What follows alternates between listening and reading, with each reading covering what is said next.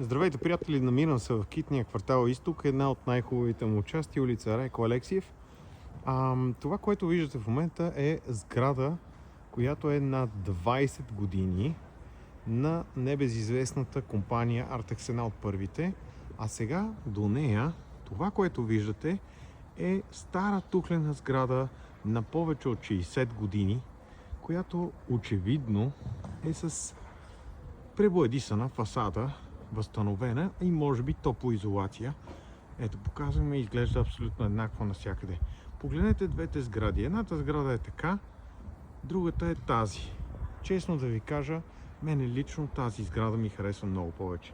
Знаете ли, че за да вашата сграда да изглежда по този начин, ще струва в абсолютно всички отношения тя да бъде оправена, ако разбира се няма някакви брутални проблеми, ами просто говорим за фасада и за нещо от сорта.